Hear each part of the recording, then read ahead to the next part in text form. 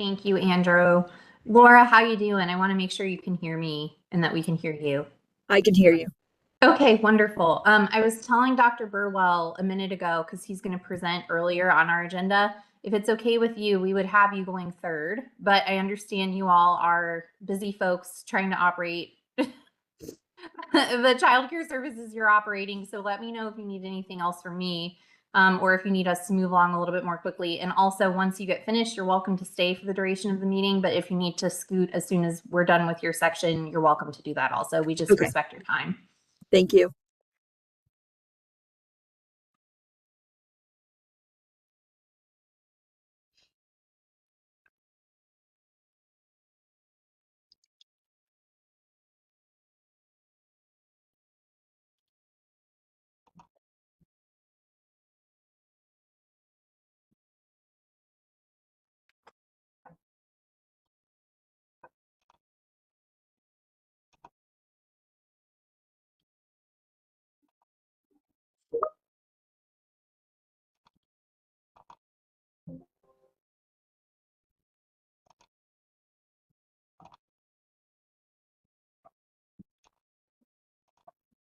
Samantha, Yes, ma'am.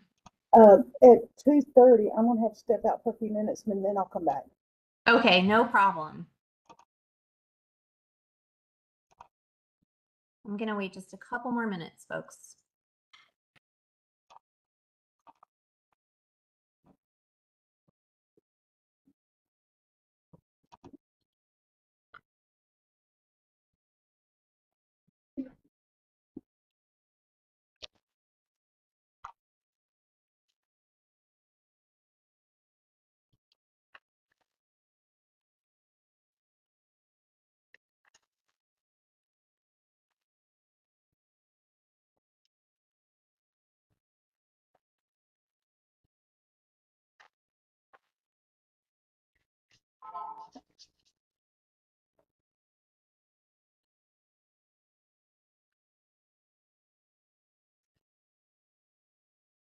Okay, our first speaker is, I think, over on Teams. So I'll get her over here and then we can get started.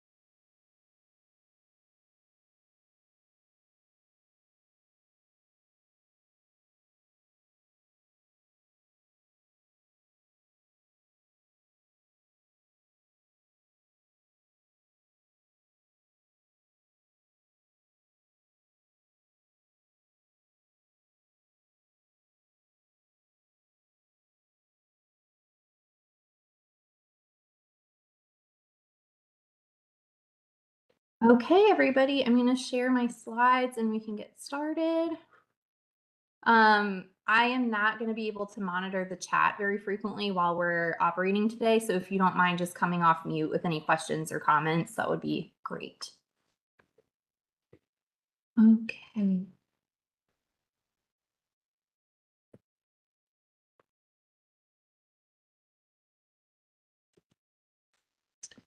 Thank you all for being with us for the latest meeting of the North Carolina Task Force on Childcare and Early Education's Public Sector Work Group.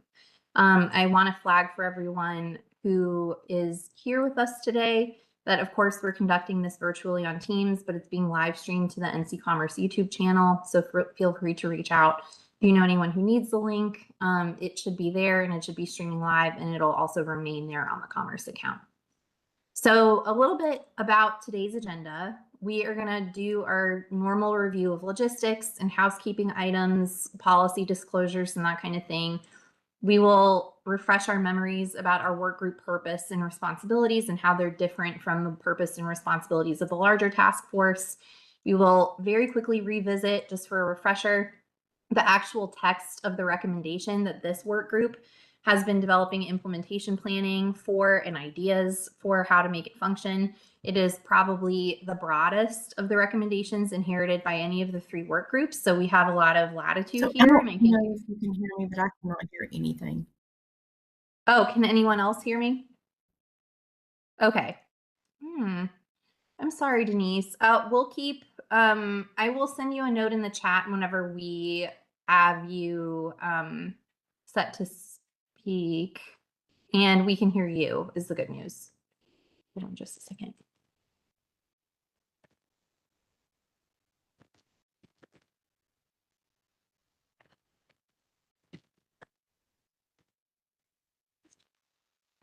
Then we're going to do a little bit of exploration into a couple of different childcare innovations from the UNC system, the community college campus, and also K-12 campuses. And I'm really happy to have some wonderful guest experts on our call today that we can all learn from and ask some really helpful questions of.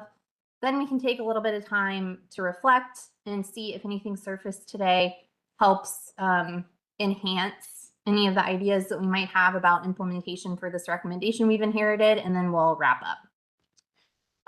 So quickly, let's go over some of the housekeeping items. First of all is the state public records policy.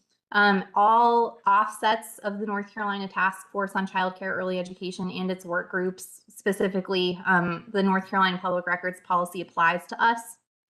All of our public records trainings are available through the Office of the Governor for members. The attendance is optional for state employees. If we have a couple of folks who are in our work group who still needs a public records training, I believe those are now being offered on a rolling basis by the legal office at the Office of the Governor. So let me know and I'll be happy to connect you to one of those. Once again, to review public meetings disclosure, these meetings are open to the public. They are noticed publicly on the North Carolina Secretary of State's office website. We welcome listening and observations from members of the public. Those are folks who can probably hear us right now on the NC Commerce YouTube channel, so please be mindful of that.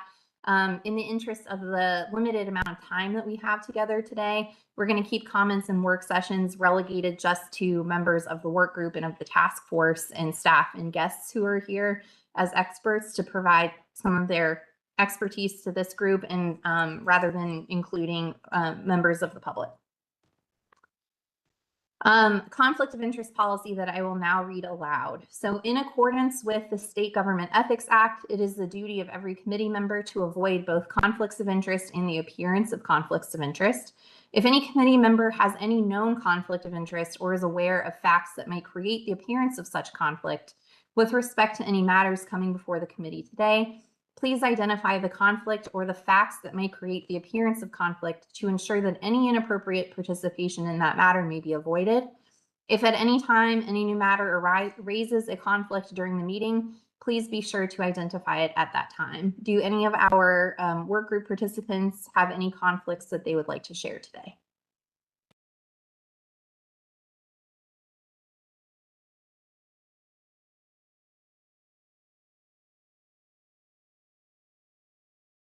Okay, hearing none, I think we can move on.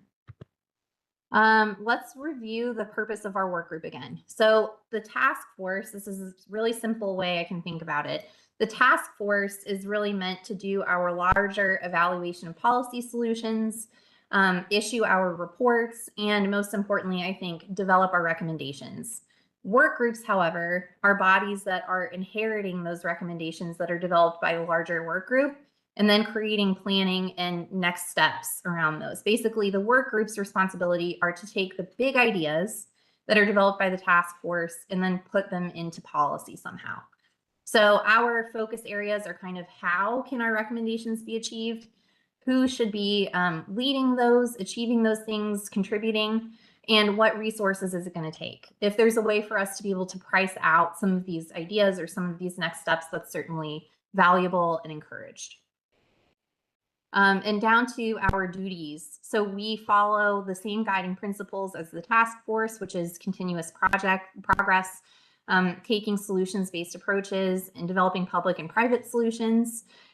We advance those implementation plans that I was mentioning a minute ago at some of our regularly held meetings. The next one is going to be on the 1st of December, by the way. So this is a really well-timed discussion. We'll have more to share with a larger group at that meeting.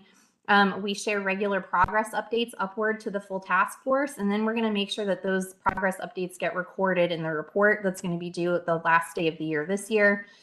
We will have, of course, another report due at the end of 2026, and the work of the task force continues through March of 2027. So this is by no means the last chance that we'll have to codify some progress on the recommendation that we've inherited so far. And then if we get any future recommendations handed down from the larger task force, we'll expand our work to include planning around those as well. But right now we just have the one. And as a reminder, that one recommendation is this: explore partnerships with the University of North Carolina system, the North Carolina community colleges, and K-12 school systems to increase access to childcare for public employees. There were special bits of language included in this one in the process of developing these recommendations back in June. Those are: explore use of underutilized public property for childcare, and examine opportunities to serve state divisions with high job vacancy rates. Today, we're going to be hearing from representatives of each of those three institutions that we see listed in the recommendations above. And I'd like everyone to be listening for, first of all, given the challenging funding climate we find ourselves in, we don't have a state budget that's passed right now. It doesn't seem like we are hearing a lot to encourage the notion that there will be one before the end of the calendar year. So I think while we have some really large recommendations that are ambitious and very important to driving access to childcare and early education forward, being considered by other work groups, I think it's really great for us to be thinking about and listening for any kind of technical or administrative changes that we could include in our implementation planning for this goal.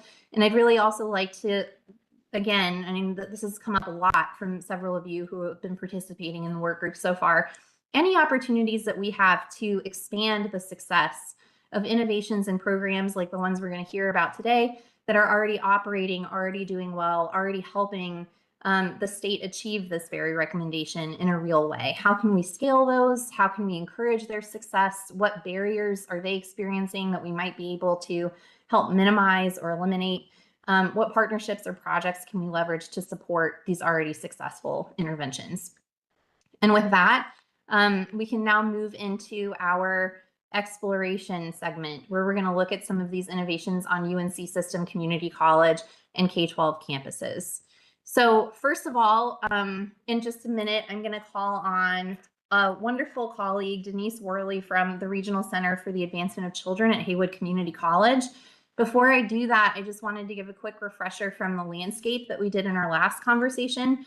North Carolina community colleges with childcare services, based on what we know, it looks like we have 16 of the Great 58 that have some form of childcare services on site.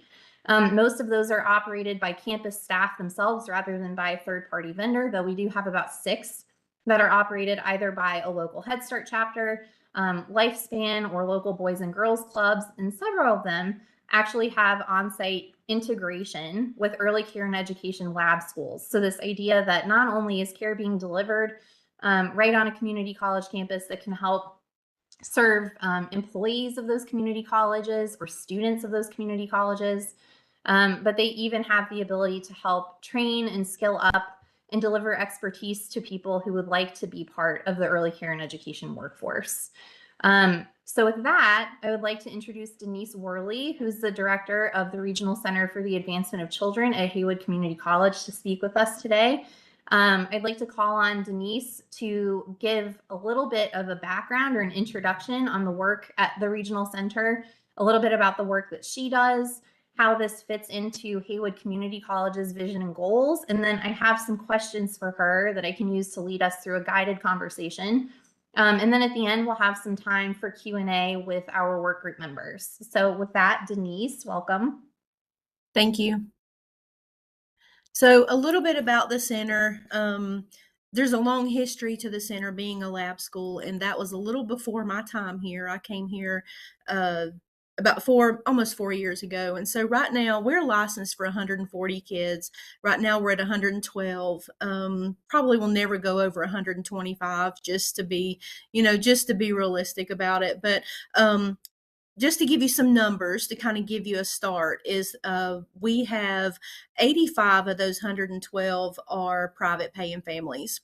We get a lot of families from the hospital over here at Haywood, and we do have quite a few here from the college. We have 20 staff children here at the center. But we also give a priority to Haywood County school staff, law enforcement staff, military staff. And so 20 are HCC staff, but then there's another roughly 18 or 20 that fall into those other categories. Yeah. So what else can I answer for you? Thank you. Yeah. So you already answered a couple of my basic questions right off the bat, but can you tell us a little bit about the history? How long has it operated? How long has it been an identified need on the community college campus? So the center has been here, my understanding is going to be over 20 years. We were in a different building on site. Then they built this building for us.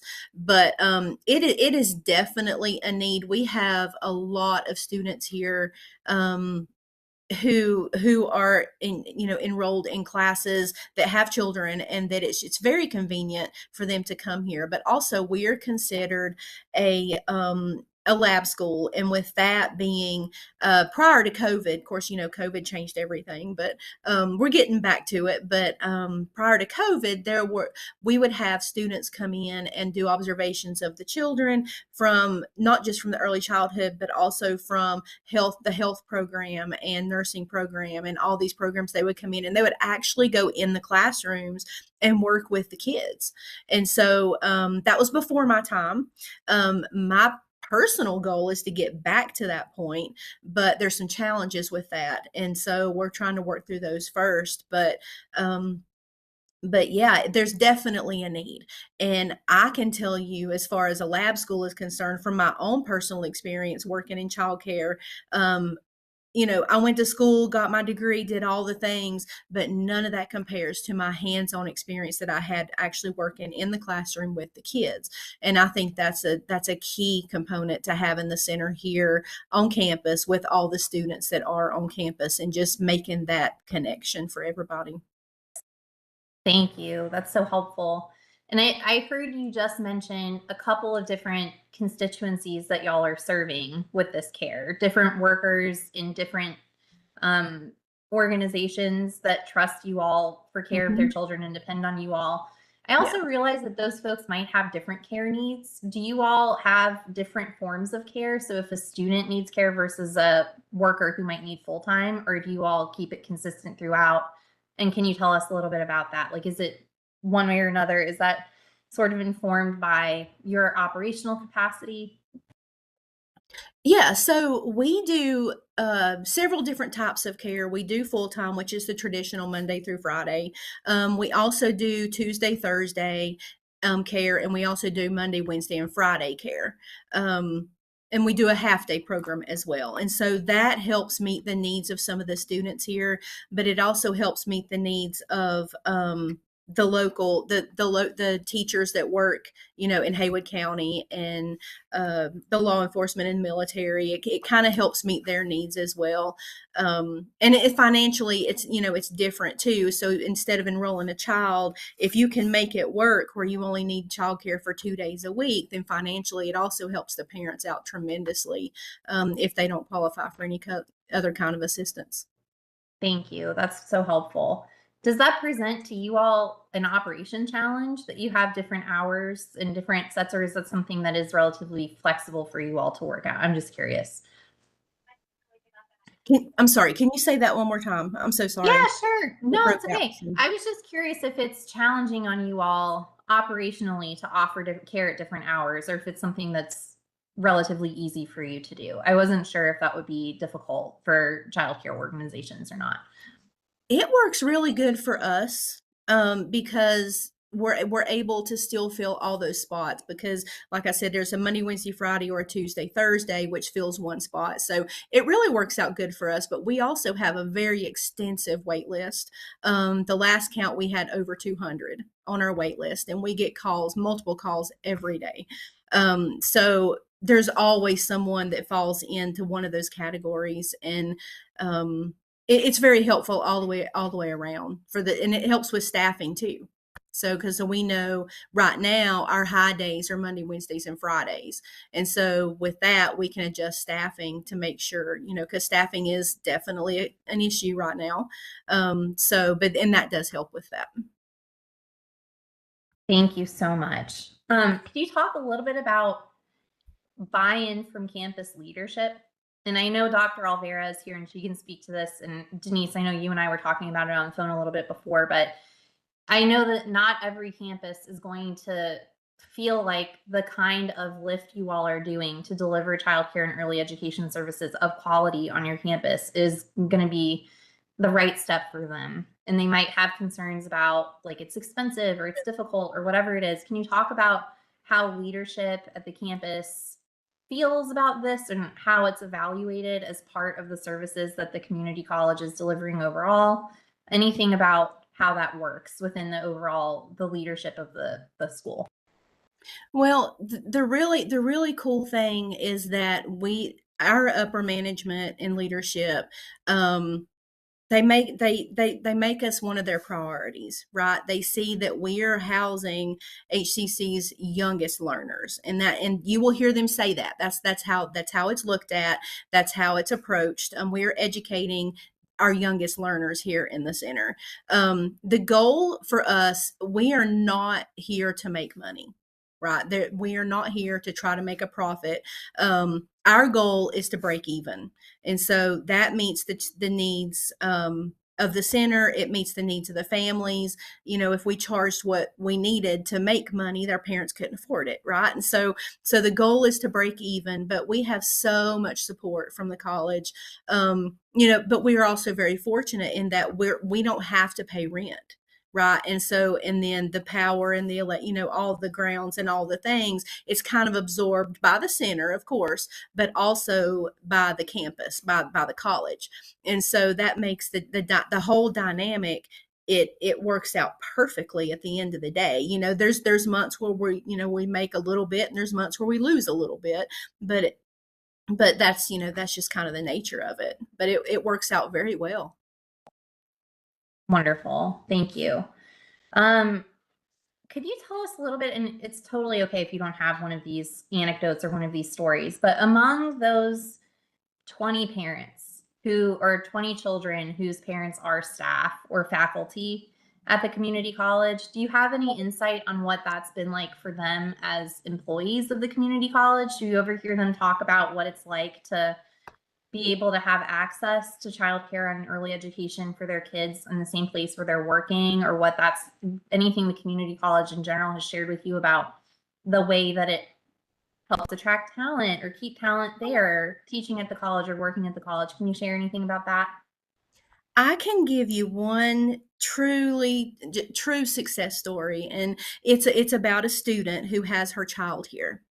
And so this single mom, struggles all the things, and she would drop her child off and she would come in, and there's days she would come in and you could just look at her and she would just look so defeated, right? And so because she was struggling, she was trying to get her degree and trying to get through and do all the things, and so she would come in, and so we were the first step of encouraging her to get through her day, to get through that class. And we were taking care of her child while she was doing that. And she was so grateful to know that it's a community, right? So it turns into this community atmosphere where we have very young students here going to college in all different types of situations and different areas of their life, but they know their child is right here and they know they're safe. And so when we see these teachers or these students coming through to drop their kids off, we were able to just be like, you know what, it's going to be a great day. We've got this, you've got this. And then you make those bonds and those relationships to where, when she was doing her finals, we were saying, okay, today's finals, you got this. And then she come back like, how do you feel? So it turns into a community thing.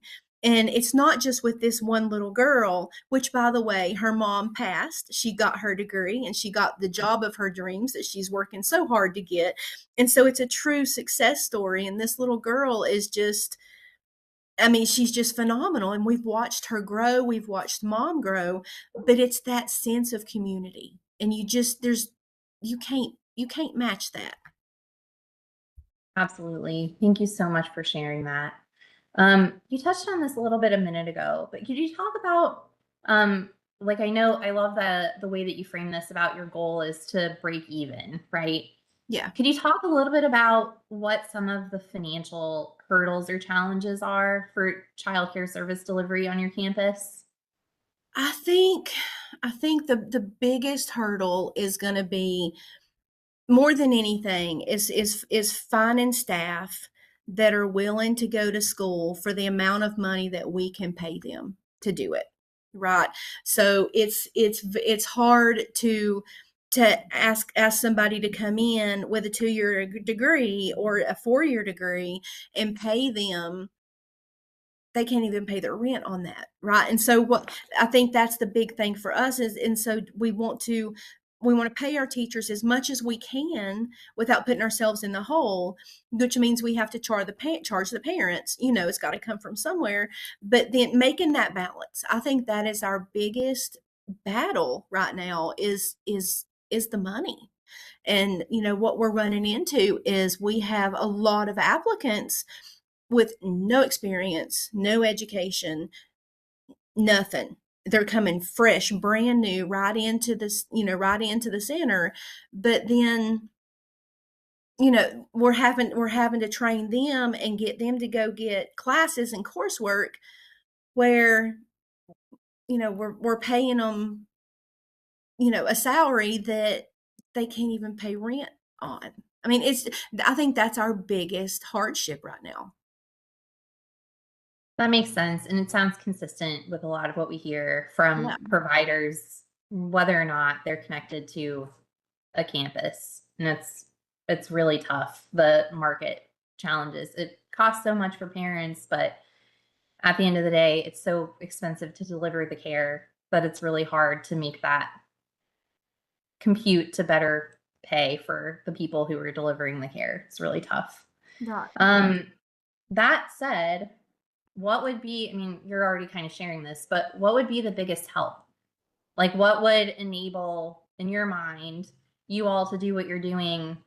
Maybe even doing it up closer to that licensed capacity of the 140 you were talking about that you just don't have access to right now, that we can be aware of, that the state can be aware of? It's going to be funding.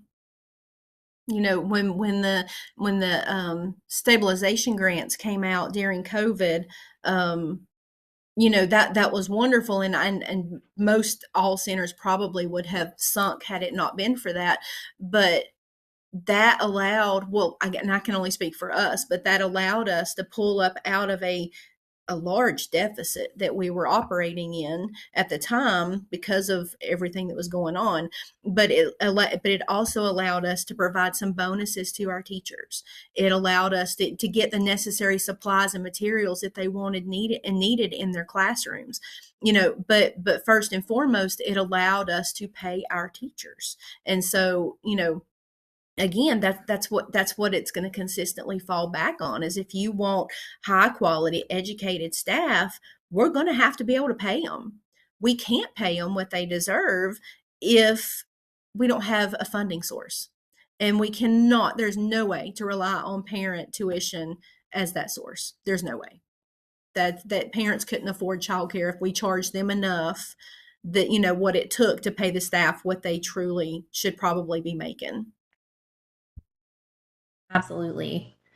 My last question for you before we can open it up to Q&A is, what advice would you have for other campuses that are thinking about getting involved with delivering some form of childcare benefit for faculty, staff, other people? maybe an on-site center, maybe a lab school. If they were thinking about this, what would you recommend that they consider? Where would you recommend that they start? Um, Gosh, I'm not sure what the starting point would be. I think, obviously having a place to do it, but I think if you're doing it for the right reasons and you're focusing on that sense of community and, meeting the need that is absolutely everywhere, then it's going to fall together. And that's, and I think one thing I would definitely focus on as far as being a lab school specifically is being able, in your plannings before you ever start, is making sure that you have the staff education that you need to have students come in and observe you as a teacher. And so that's a big component of this as far as being an actual lab school. Like I said, we are a lab school, but right now my staff are so young and so fresh, and many of them are still working on their early education in early childhood. It's hard to have people come in and do observations. They're not ready. They're not ready for that. And so that would be the one thing I would definitely look at and consider. But as far as having a center on the campus, to me, after being here for 4 years, I wouldn't have, I mean, there's no better way to do it. There's really not. The sense of community is just remarkable. That's amazing. And just now that you've said this, it's like taking me to a different place. I'm curious. So the most experienced and credentialed staff you've had for other students to learn from, what was their professional background before they came to you all? Were they leaders of other centers and then they found the lab school opportunity and came to join you all? Or are they kind of like homegrown talent, people who did EDU 119 with you all and then kept on staying put and learning and growing with you all? The second one? Yeah, that's pretty Okay. much what it is, pretty much. We have a few that came here that have, of course, already had their degree. But most of our staff, we have almost 30 right now. I think we're at 28.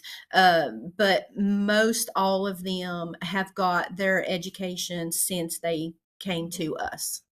And so we're hiring them in brand new. We have one young lady we hired at 17.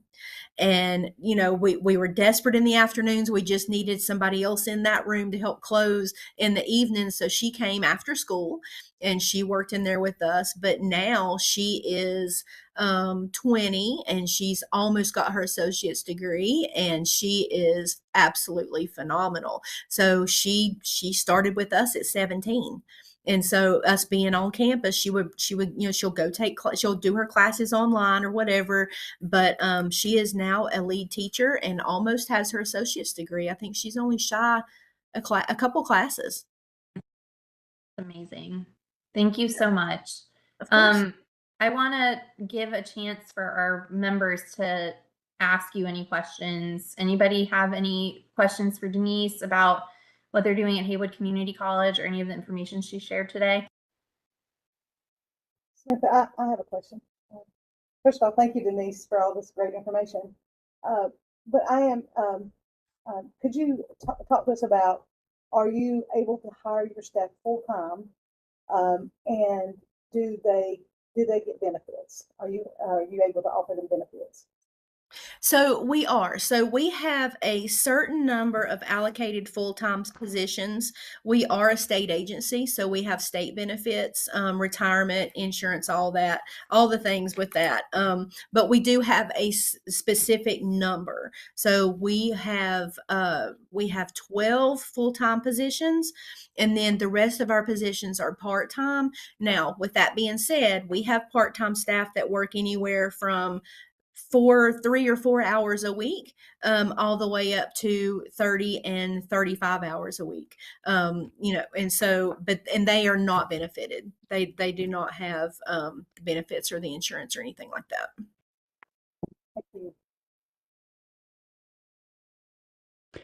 Thank you. Thank you, Denise. I do have a question or two as well. You mentioned that 85 of the children are tuition based, Mhm. and first question is just is there, are they all, is it the same, is it a flat rate or is there any kind of a sliding scale? For the It's a tuition? flat rate. It's a flat rate, okay. And then you mentioned priority given to certain folks like school district staff, fire, police. Is that something that's, I guess, advertised to the school district, and is that widely made aware to those agencies, or is that just kind of an internal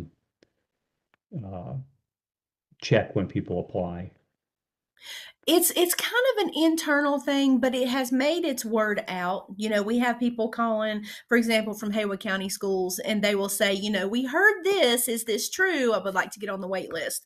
So it's not something that we publicize necessarily, but it's not something that we try to keep secret either. But we do have we do give priority to HCC students, staff, military, and also DSS. We do give priority to our Haywood County DSS for emergency placement if we have spots available. We rarely do. We stay full pretty much. When our kids start, they pretty much stay with us until they go to kindergarten. We have a very low turnover. Thank you.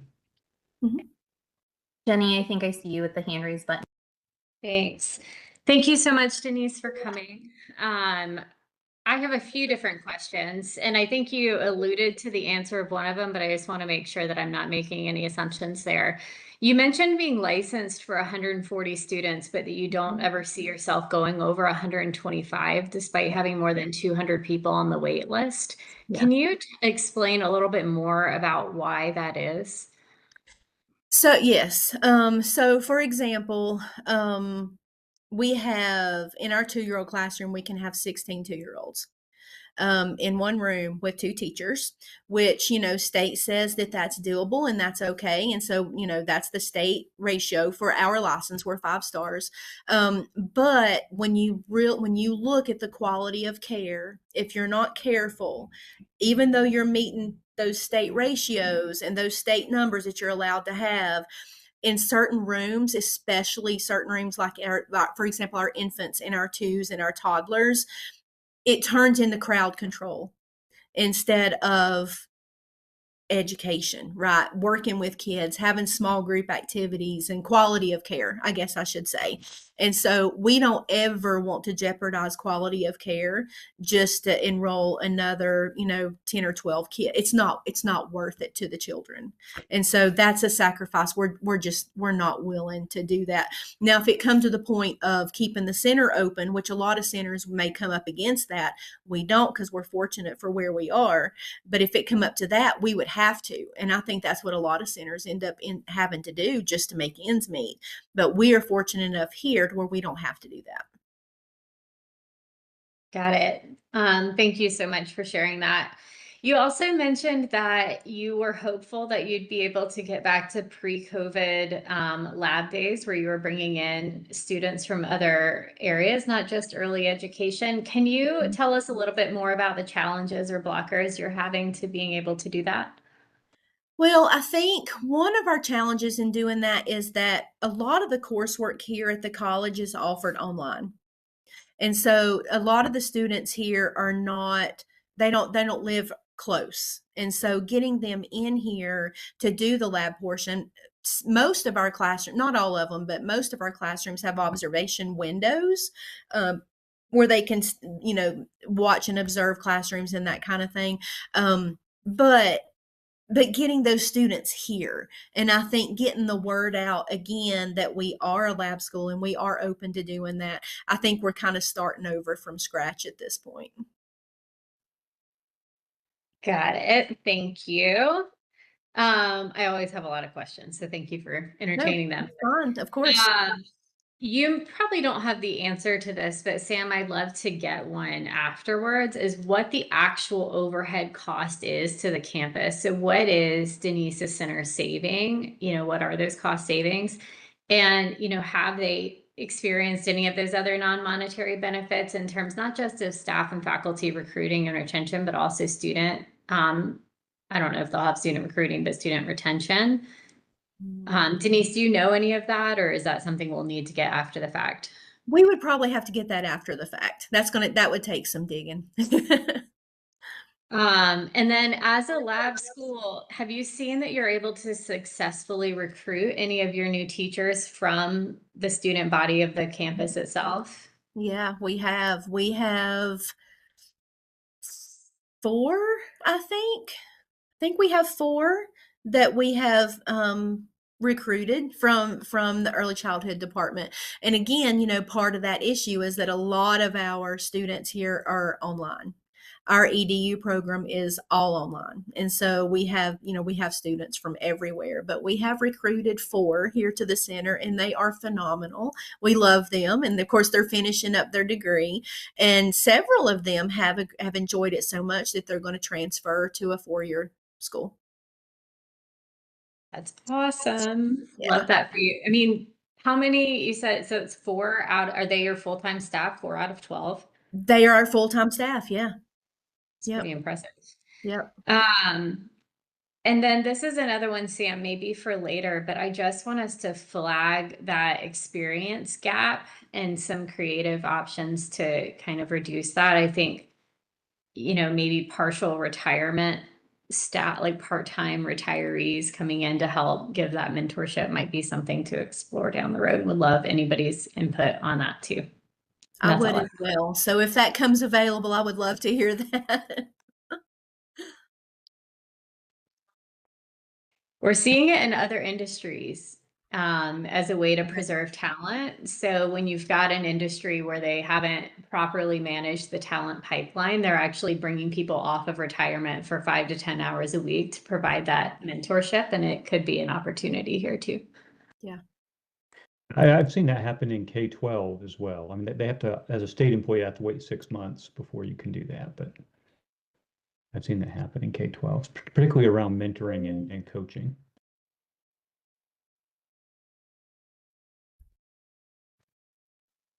Does anyone else have a question for Denise before we move on to our next section?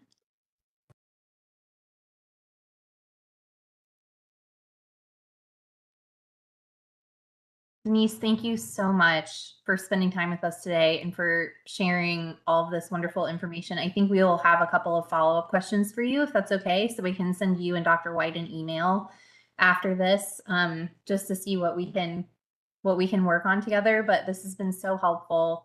Really appreciate your perspective and willingness to share. And if there's anything else that you feel like we should know at the task force or that other task force members should be aware of regarding your experience leading this childcare and early education experience on a community college campus, I hope you'll always feel like the door's open for you to let us know. We would really appreciate being able to continue learning from you.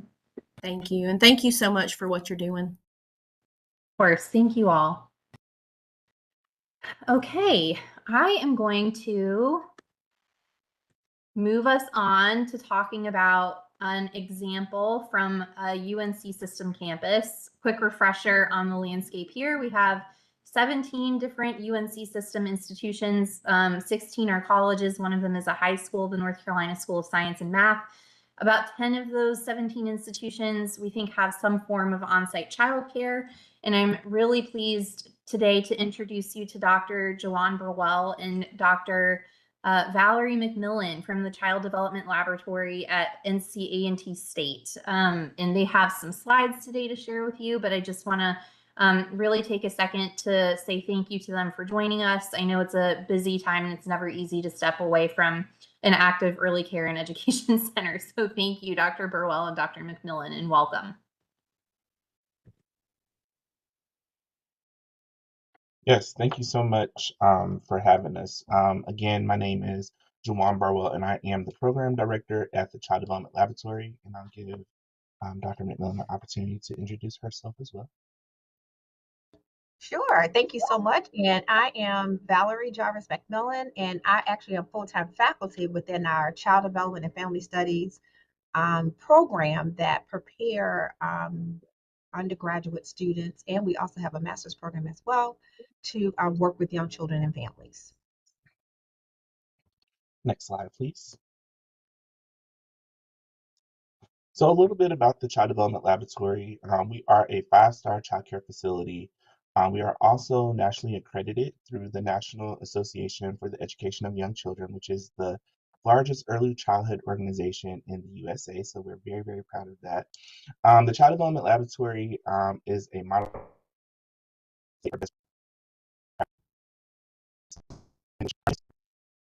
a nurturing, creative, and engaging learning environment that supports preschool children, university students, faculty, staff, and the broader community, fostering self-reliance and inspiring a lifelong love of learning. Our vision is to enable each and every child to develop a curiosity of learning, discover your interests, and grow in the developmental domains of physical, cognitive, social, emotional, language, and learning approaches.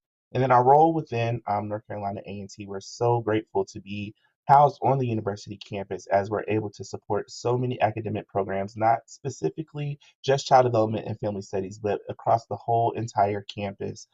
Engineering, social work, sociology, biology. So we integrate our work that we do every single day with all of the majors across campus academic programs, as well as different community partnerships as well. Next slide, please. Some history and background of the Child Development Laboratory. It has existed more than 60 plus years. So it for my time, the Child Laboratory has been here. We recently, in 2012, moved to a new building. So the building that you saw on the first slide, that used to be a weight room. So it has been transformed into a preschool that houses 34 children with 2 classrooms. So some significant milestones about our program. Again, as I stated, we are a 5-star program as rated by the Division of Child Development and Early Education. We recently just had our annual compliance visit. So now we have had 8 consecutive years of 100% compliance with licensing, health and sanitation, and fire inspections as well. And then, as I also stated before, under my leadership, we were able to become nationally accredited through the National Association for the Education of Young Children. And it was such a great honor because we were the 8th center in Greensboro to be able to achieve this status. So we're very, very proud of that. Next slide, please. Our program structure. So again, we do have 2 classrooms. Our first classroom is our 2 to 3-year-old classroom, and then our second classroom is our 4-year-old classroom. Again, we have 34 preschool age children, ages 2 to 5. We do have a program capacity of 36, but because we do follow the highest voluntary ratios, we can only service 34 children at this time. The staff considers of myself as the director. We do have an administrative support specialist as well. And then we have 4 teachers that all have their bachelor's degree or higher in early childhood education or child development with a combined years of experience of 75 years. So the good thing about our staff is that we do not have a high teacher turnover at all, which is really, really great because in the field, we know it's really, really hard to find high quality staff. So our senior staff member, which is Miss Black, the one that is on the very end, she's been here at the Child Development Lab for 31 years. So all of our staff are very high qualified.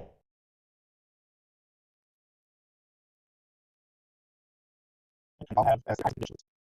What we do as far as our staffing, all of our staff has their bachelor's degree because we're modeling for the university students that do come over and do field experiences and internships at our facility as well. We operate Monday through Friday from 7:45 to 5:30. This is just kind of a synopsis of how our day runs in the morning, midday, and afternoon. We are closed during the summer as well, so we operate with the county school schedule from late August to early June. Next slide, please.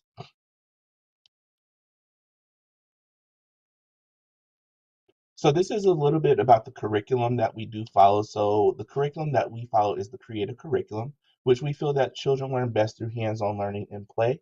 So when the children are in their different interest areas, when they're throughout the school, the teachers are always doing some type of assessment on the children. And what we do with our activity plans is they are planned every single week and they are based upon the children's interests. We also use the North Carolina Foundations for Early Learning and Development. So each child has their own individualized goals that we set for them. So no child is the same. Now we do have a group plan that we do for the entire group. Each child have their own individual.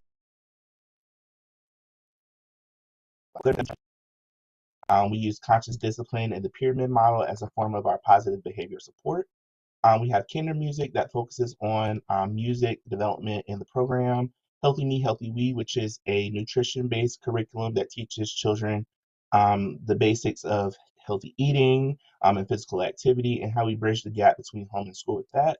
And then Age of Learning as well, which is also the creators of ABC Mouse, is a learning enhancement that we send home to our families. So we integrate a lot of technology into our program as well. So families do have this particular software that they can work with their child at home when we have breaks, when they're homesick, different things like that. So that way we're always continuing the learning at all times. Next slide, please.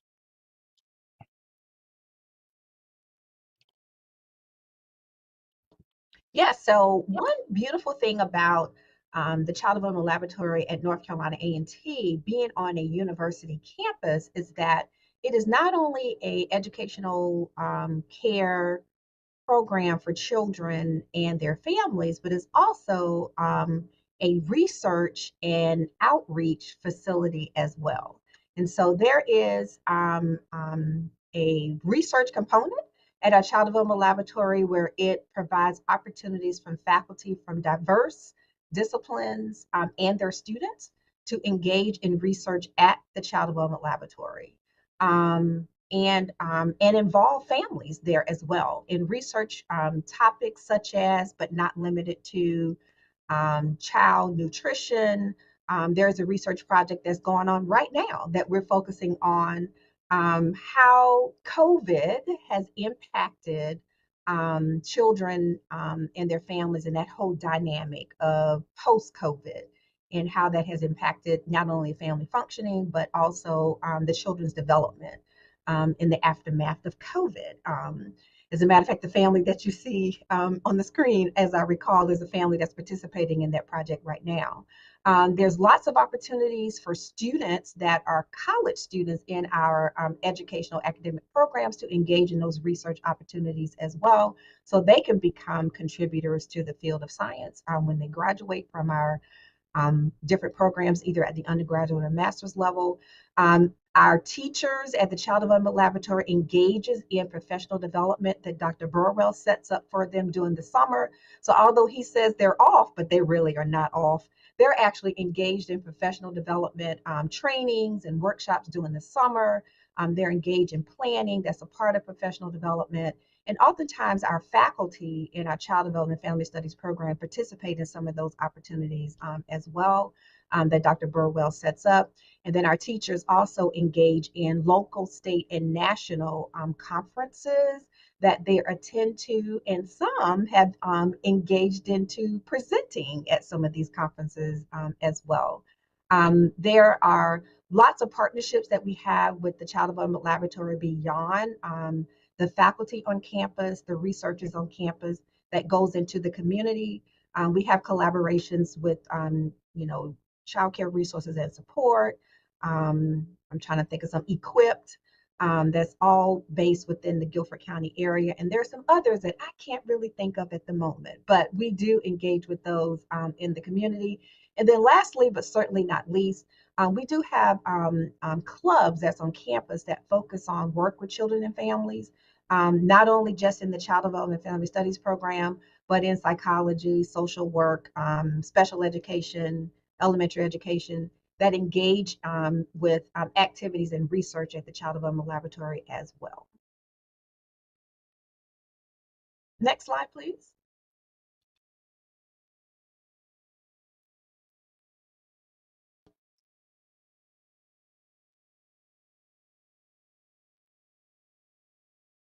Dr. Burwell, I think you're. So a little bit about our family engagement. Can you hear me? Okay, sorry, my computer is going in and out, so I apologize. No problem. Our family engagement piece. So we really have a great use of family engagement in our program. We do have a parent-teacher organization that we implement. With this, it is a strong family partnership model that really encourages our families to get really involved in our program. There are different committees that the families do get to sign up at the beginning of the year, including Education Committee, which focuses on more so of the curriculum, Hospitality that focuses on like our social events we have, and then we also have a Community Engagement Committee that focuses on giving back to the community and teaching the children how to give back to the community. And we recently just implemented a new committee, such as our fundraising committee, which is going to be helping us with fundraising as well. So we do a lot of different events. Almost every month we're doing something, so it keeps us busy. So we have a fall festival, a family field day, a big graduation that we do as well. The children get to participate in homecoming at the university as well. So we have a spirit week during that week as well that families do come and participate in. We go on field trips, so families can also participate and chaperone for field trips. And then we also do a lot with our families in their careers. So when it comes to their different careers, when we talk about community helpers, we do allow them to come in and talk about what they do on a daily basis to help with the community as well. So in addition to that, our communication with our families is really, really good. We have newsletters we send out, of course, conferences that we have 3 times a year. We do workshops with our families as well. And then just overall, they're a really, really good group of families that engage with our children. Next slide, please. So retention, retainment, and opportunities for growth. So we are a high quality early education facility. Our tuition is $380 per month. And I'm going to say that again because every time I say it, it shocks a lot of people. $380 per month. So as you can see, the bullet right under that says that the Guilford County market rate is currently $1,187 to $1,192 per month. So as you can see, we are offering high quality education for our children and families at an affordable rate for our families. So $380, they're getting really, really good education for their children. So the way that our enrollment process works, so 50% of our children are community affiliated, and then the other 50% are university affiliated, which means the mother or the father works for the university. So we, like Ms. Denise was saying, our waiting list is about over 200 families as well. And we do have a database lottery system that we do as well, just to be fair across the board when we look at that. There are opportunities for high quality record high research as well that is going on. And then one of the biggest areas for growth and challenges that we have right now is limited space.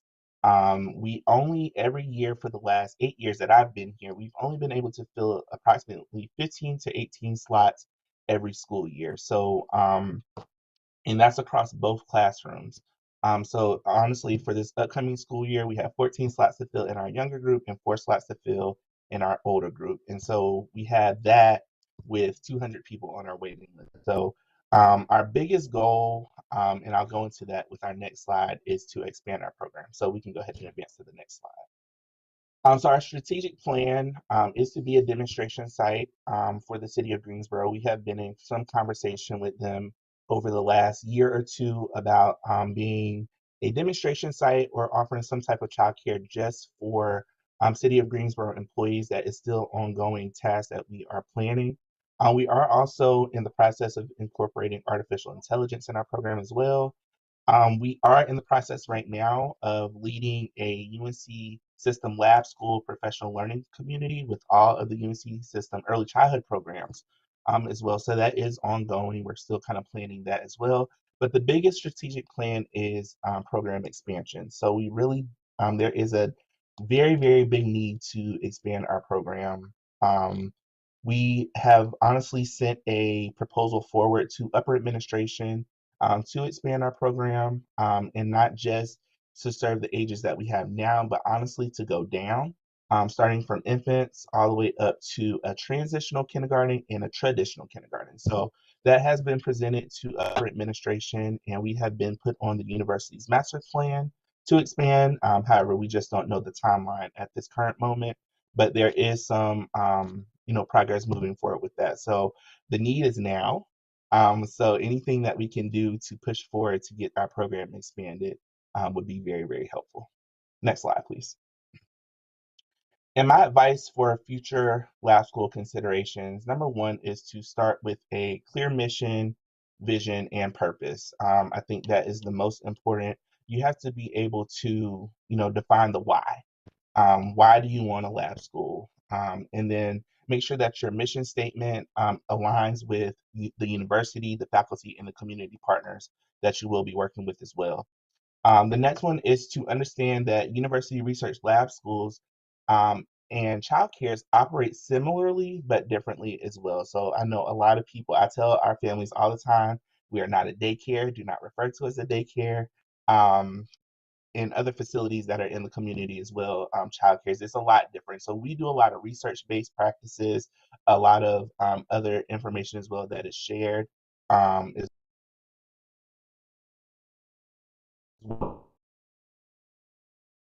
well. And then with different academic departments, such as education, psychology, social work, as we stated. So just encouraging interdisciplinary collaborations through, research projects, practicums, service-based learning is very, very helpful as well.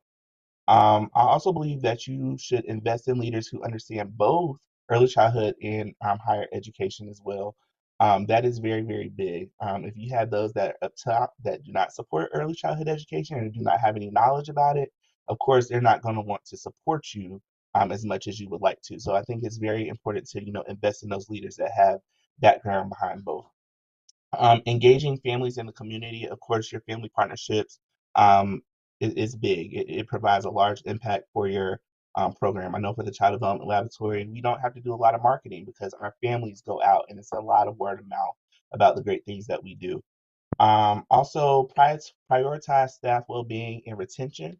Again, our program does not have a lot of high teacher turnover at all. If they do, it is because they're retiring. So a lot of our teachers are making this out of a career. But of course, the demands is very real. And of course, with licensing agencies that come in as well, pay equity, we talked about that, wellness support. So a lot of that, you just have to make sure that you prioritize the well-being of your staff. And I think the last most important is to communicate the impact. It's always good to have, families come back to tell the success stories, the testimonials that illustrates, the impact that, the program has on them as a family. And once the visibility starts to go across campus, across the community, it now starts to build advocacy and long-term support over time. Next slide. And that is also, I will now, myself and Dr. McMillan will entertain any questions. I did put our QR code for our virtual tour. If you would like to take a look at how our building looks on the inside and outside, you are able to scan that QR code and it will give you a virtual tour as well. But we'll entertain any questions at this time. Thank you so much, Dr. Burwell and Dr. McMillan. Just to be mindful of our time here, we have time for one, maybe two questions before we need to move on to our final and certainly not least guest expert today. So just want to make task force members aware of that, but please, everybody fire away.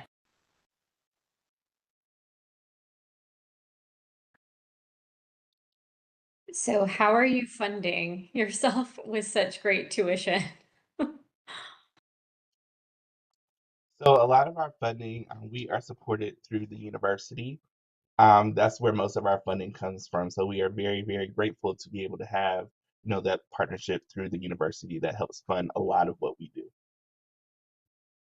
Because we know tuition will not be able to fund everything that we do. So yes. And then after this meeting, can you give us more about the professional learning community you're leading? Because it sounds like that is a great tool for this group to know about. Yes, absolutely. Will do.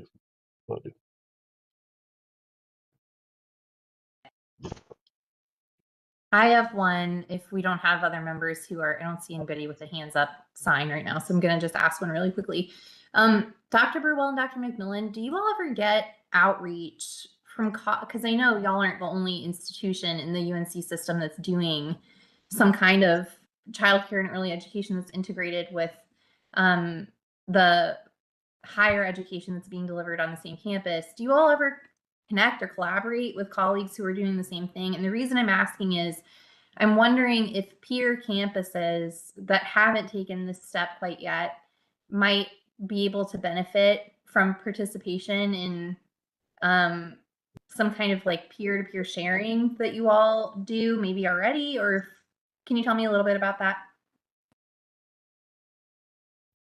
Yes, there's definitely over the years we've had collaboration with other colleagues across the state of North Carolina that have lab schools on their campus, such as East Carolina University, UNC Greensboro. When Guilford Technical Community College had their child care center on campus, we did lots of collaboration with them.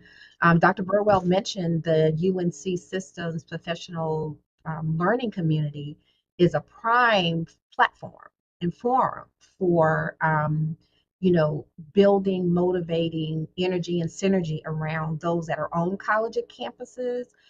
It might be great, Dr. Burrell, I'm kind of talking this in real time, to expand this to community colleges that have child care centers on their campus to join that professional learning community, because the purpose of that platform is to do exactly what you're asking about, right? To create peer opportunities for research, engagement, professional development, as well as teaching demonstrations also. All credit to you, Dr. McMillan. I think what you just said is an excellent example of one of those technical or administrative steps that this group can encourage to be taken to make sure that these great ideas and great practices are being spread more widely, and that campuses, either ones that have already taken these steps or ones that are considering it, can get that support and that knowledge that they might need from a peer about how to get started. So thank you both. Does anyone have any last questions or comments before we move on?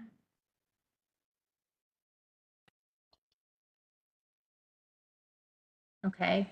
Dr. Burwell, Dr. McMillan, thank you all so much for being with us today. I know we'll have some follow-up questions for you, and we appreciate you leaving your contact info, and I'll be sure to get those over to you later this evening or tomorrow. But thank you all so much for sharing your information with us today and for everything you do. Thank you. Thank you. Okay, so we have one last wonderful guest expert with us today who can talk with us about perspective from the K-12 lane. So just a quick refresher, we talked about this last time we all met independently. We have several K-12 campuses in the state of North Carolina's public schools that deliver some form of on-site childcare. Some of them even have it as a CTE, or Career and Technical Education Lab School function. One of those, or several of them actually, are in Buncombe County, in Buncombe County's public schools. And we have someone here today, Laura McCrae, who's the preschool director from BCS Learning Labs, which is this program in Buncombe County Public Schools, to talk with us a little bit about what that programming looks like. And here's a photo from one of the BCS Learning Labs. Laura, if you're on, can I turn things over to you and ask you to share a little bit about yourself, the work that you all do, and then I have some questions to guide our conversation. Sure. So we are inside 4 different high schools, and we support the CTE program for the high schools, the ECE program. And so those students that go through the child development course go into ECE 1 and then ECE 2, and those are the internship programs. They come into the classroom and they will do everything with the teachers, from doing activities, cleaning the classrooms, playing on the playground, just everything the teacher does. Those students are in there engaging right with them. Just because our students are in the ECE program doesn't mean they're going into the early childhood education field. We actually have a student that wants to be a child psychologist. He's in that class. We have a pediatric nurse student that wants to go into that world. And we also have a child that wants to be an EMT, but he wants to be able to connect well with children that he may have. And so he's in our program. So we actually get students that have future career goals that are outside of the early childhood education program, but that learning lab does help them a lot along their way towards their career goals. So we are 85% Buncombe County school staff, children, and about 15% are going to be community. We do give priority to Buncombe County Schools staff, whether they're teachers or central office staff. They do get priority on our list. We do have a lot of returning parents, so we'll have siblings and siblings and siblings. Our wait list is just like everyone else's, probably well over 200, and people will put their children on before birth, when they find out they're pregnant, shortly after birth. So we have a lot of families that really want their children to go through these programs. These interns that are going through, they're the future of early childhood education, and we want them to be the best, well-trained people that can go into the field. We have a very close relationship with the CTE program so that we can make sure that they're trained well, they can go into our classrooms, they know what they're doing. They walk out with a full file ready to go work in a classroom. We are going to be doing a job fair at each site this year for all the outside child care centers that are going to be hiring for the summer, so that those students can see, hey, I have a file and I can get a job for the summer. I can, do this work and immediately get hired. We're trying to they all have CPR and first aid. We're going to get them playground safety trained this year. And that just makes them more attractive as a candidate, because they come with all this training and all this education, and they're still young enough to where you can teach them the right way.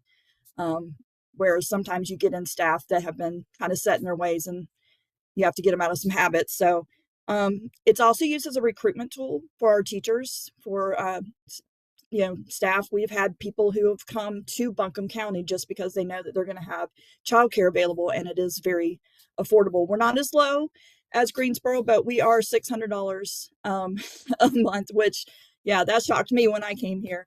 I think $985 is our market rate here, so it is quite a bit lower. So we do have to rely on grants, because we have 55% that's covered by our tuition. The rest is covered by a grant from Buncombe County Commissioners. And so without that grant, we would not be able to have our assistants in our classrooms. We wouldn't have my position.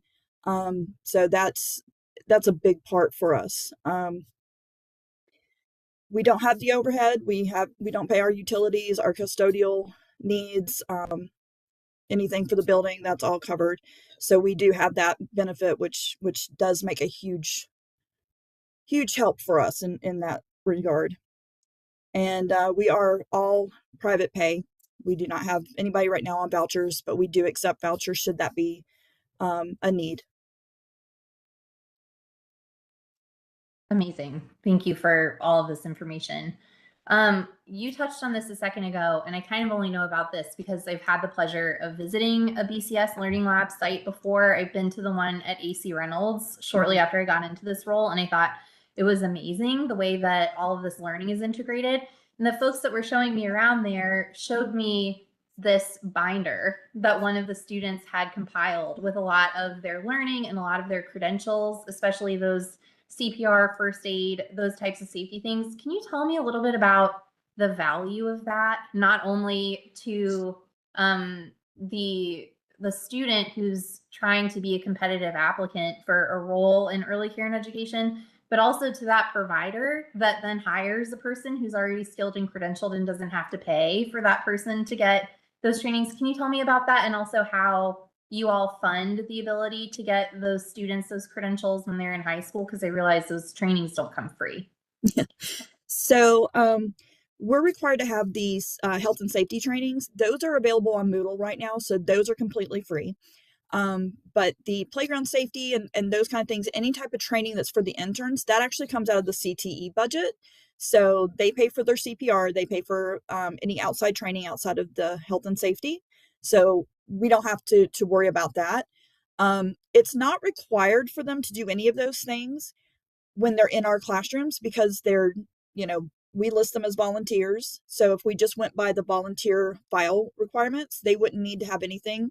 But because we want them to have all those trainings and the experience of making a lesson plan, making activities for children that have disabilities, or a 2-year-old you know, versus a 5-year-old. So they have those experiences, but that binder, I mean, as I owned a child care center for 20 years, oh, this is, you know, this is time that I don't have to spend. This is training I don't have to do because it's already been done. Right. Those health and safety trainings, you know, you have to chase people around. Hey, I have to have these done. CPR classes, you have to find one and hope that you can get somebody scheduled. So it just takes a lot off of a provider to have somebody that can literally just walk in. You can put their file together, you know, have a couple extra things that you're required to have for your site, but you basically have somebody who's ready to go. Amazing. So it's a good value to that employer then Yes. also. That's great. Could you, and I think you touched on this a little bit previously too, but could you tell us about any success stories that you've had with staff in the schools? I know you mentioned a little bit about how it sounds like the child care benefit at Buncombe County Public Schools, like the availability of waitlist priority at the 4 learning labs has been really valuable. Is there any color you can add to that, or any place you would recommend we look into some of the data? I would just be really curious to capture it. We have parents who work in the building that can come have lunch with their children. At one of my sites, the teacher next door is the foods teacher, and she has her daughter in our classroom. We're with Creative Curriculum, and one day it was on our list to make apple bread. We got to go into her classroom, and she was able to do that whole activity, and they had little chef's hats, and, you know, they were little students, and they got to go through all those things and do a class in the foods kitchen. And it's, you know, it was right there for them to do. So we have a lot of opportunities within the building to, you know, engage with not only other adults, but with their families as well. Amazing. Thank you. I mean, I know that Jenny's question is probably going to be around the funding. Mine would have been too. I wrote it down right at the top of my list, and you already kind of answered it. I think it's amazing to hear that the county government has decided to invest in a program like this, and it sounds like something that's very valuable. And then you also see those expenses decrease because you are physically located on a campus. Can you talk, I mean, are there still financial hurdles? I'm assuming there are. Can you talk about any of those that we could be aware of? Anything that's kind of emerging for you all, especially in the absence of things like stabilization grants? So I think it's, you know, this program ran many, many years, quite differently than it's running today. So for many, many years, it was just one teacher in a classroom, and the ECE teacher was basically the director.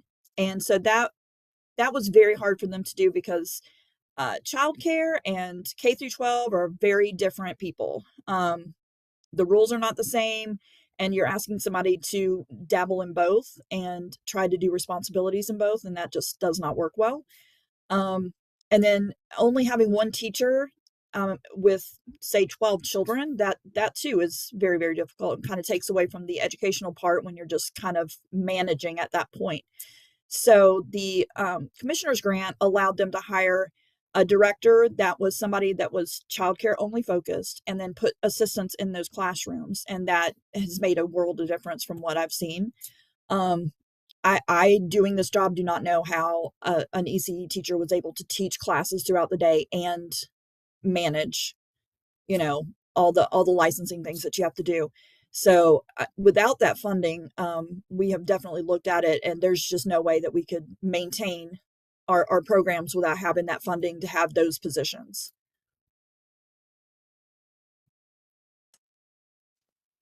Could you tell us a little bit more about what you would recommend the state could do to encourage other K-12 campuses to pursue a project like this? It sounds like you all are working in partnership within BCS. Like, this depends on a really tight knit between you all and career and technical education, which I assume is like district office folks and campus folks.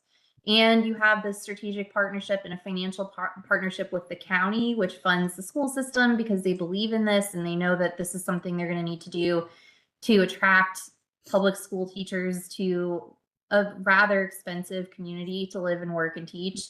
Can you talk a little bit about anything like that that we should be mindful of as we're thinking about encouraging this type of innovation on other K-12 campuses? Well, I think we have to think about how childcare is basically the foundation of the workforce, because people can't go to work if there's not somebody there to take care of their children. So, we're trying to, teach and grow this next generation of teachers that are either going to go into K through 12 or they're going to go into early childhood education. And so investing in as Denise said, our littlest learners, you're not just investing in them, you're also investing in your current work, current and future workforce. So that Buncombe County, grant is really putting investment into our community by saying, hey, we know that we've got to have childcare or we're not going to have workers. And we've got to have future childcare workers or we're not going to have a future workforce. So, they do put a lot of value in our program, and they are very invested in keeping us going. And so I hope in the future we're able to put more centers in our high schools so that we can continue growing in other districts of our system. Amazing. Thank you. Because we're approaching 3:30, I'm going to stop now and protect about 5 minutes for folks on our task force membership to ask Laura any questions you all might have about this really exciting program that she and her colleagues are operating. Anybody from the task force have any questions?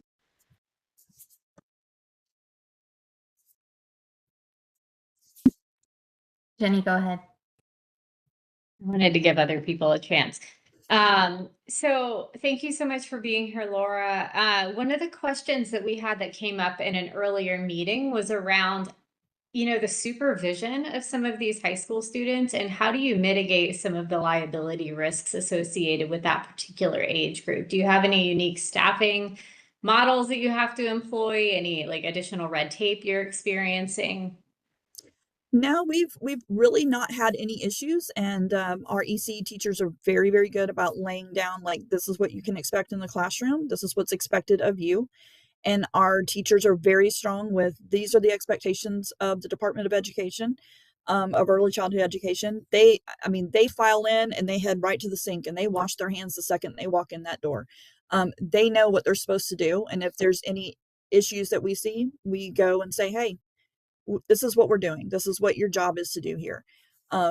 If they're in that class, they make sure that they're serious about what they're doing and they understand that these are young children and that you're going to affect them, and we're not going to do that here. We've not had any issues. And so it's just staying on top of them, making sure that they know what the expectations are and managing those expectations.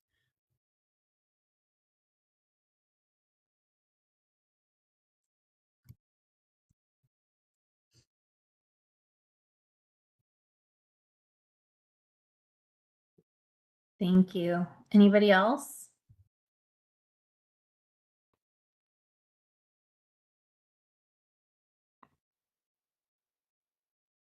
Okay, I have one for you really quickly, and it's similar to one that I asked earlier. Do you all have, I don't know that I have the clearest list, and I'm going to talk to Dan and some other folks at DPI about this. I don't have the clearest list of the campuses in K-12 in North Carolina that operate something like this. Do you all have any kind of setup where you can do information sharing or sort of peer-to-peer conversation with other colleagues that do these types of ECE related collaborations with career and technical education teams in the school system? Are there other school systems you interact with about this? Would that be helpful for you all, et cetera? So I have 4 sites in Buncombe County. Those are my 4 sites. And there's also our special services has some sites, but they're not licensed. So I'm actually located in central services since I have 4 different sites. And then I go down to special services and we collaborate all the time. We actually are collaborating with some children in one of our sites right now. There is one site, I believe, in Haywood County. I've met with that lead teacher and spoken with her. because we met at a licensing meeting. So it would be really helpful because I have not found a list. I've actually looked for a list just to get kind of some insight from other people and see, what different things they do. Because, everybody does things a little bit differently. So it's nice to kind of learn what some other things out there.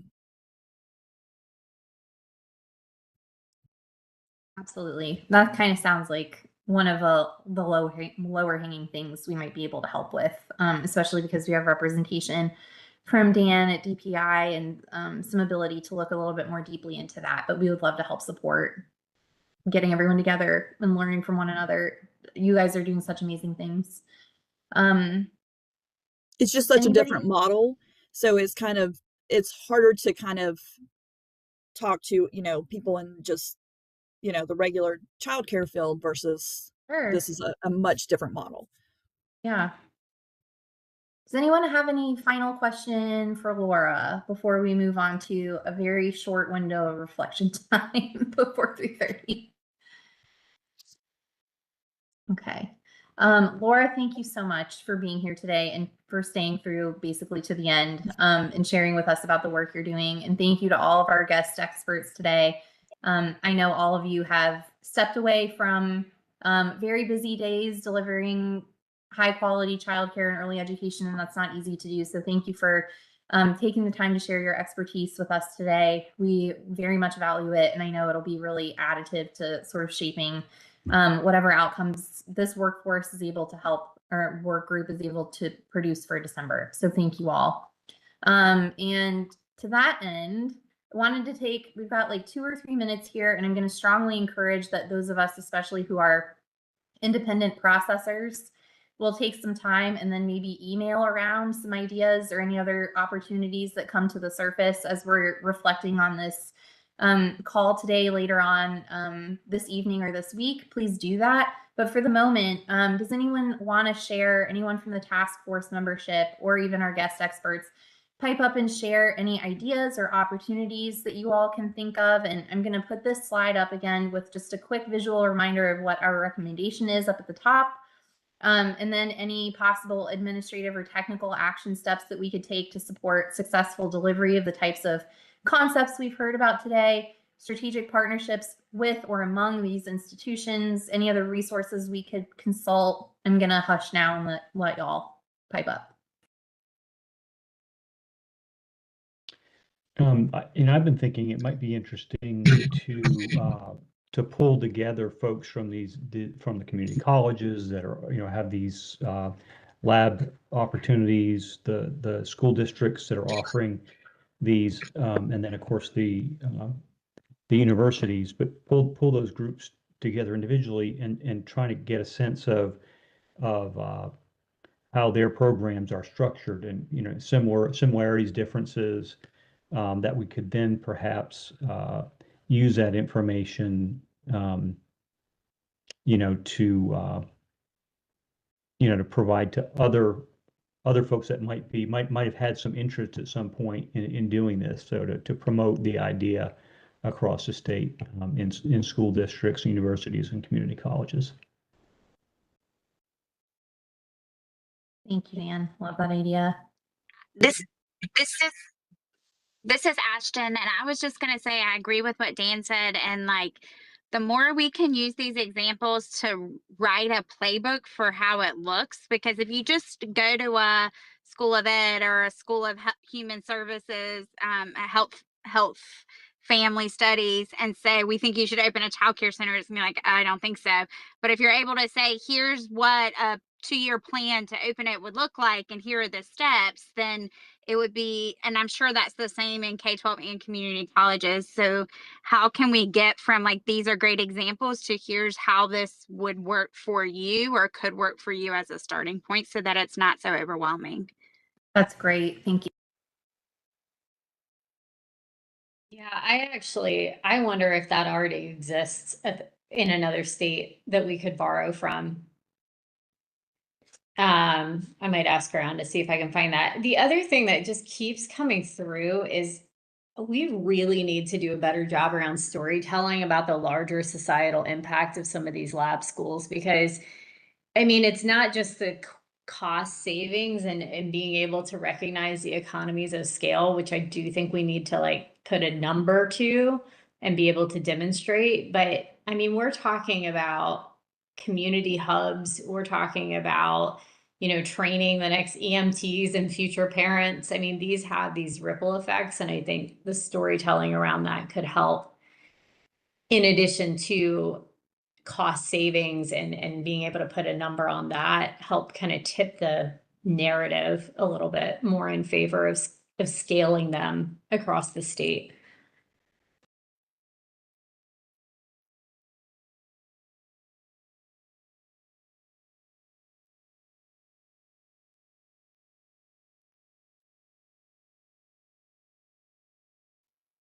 Samantha, have you been in touch with anyone at the National Governors Association's like Center for Best Practices on this issue? Not best practices that I'm aware of, but we have done a number of very helpful technical assistance memo requests with some of the folks in their policy shop, and they have turned that stuff around very quickly, and they're very easy to work with. So your suggestion is really thoughtful. I think it would be easy for us to touch base with the folks in the governor's office and maybe bundle this ask with any other upcoming TA requests they have for that group for research and see what we can yield, because it's been, I agree, they would probably have a very comprehensive understanding of other states that are doing something similar.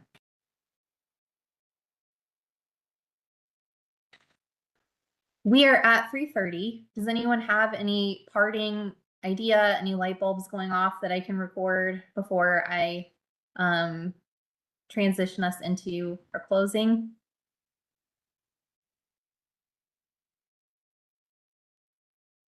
Okay. We have our next task force meeting on December the 1st.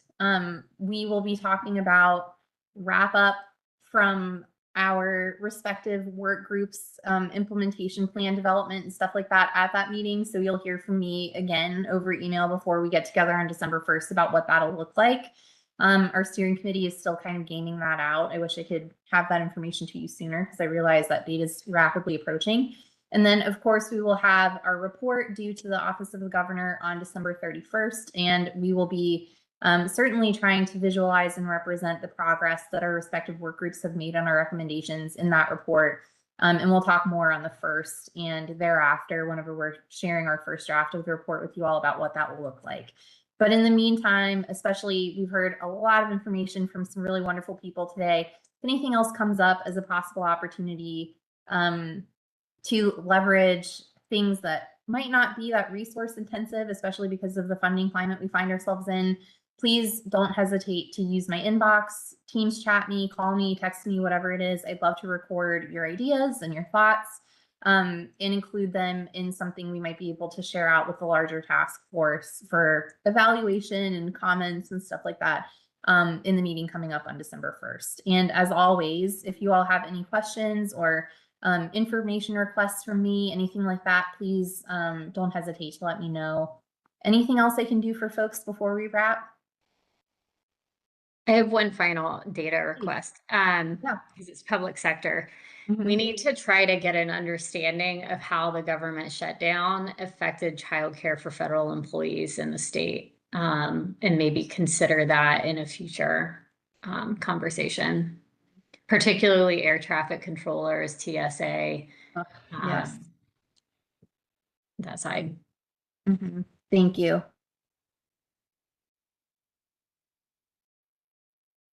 And that goes back to that idea that you had that I was just mulling over yesterday about trying to develop some kind of plan for care in an emergency for frontline workers and that kind of thing. I feel like this would certainly qualify, and it would also be a situation where public workers could benefit from having something like that in place.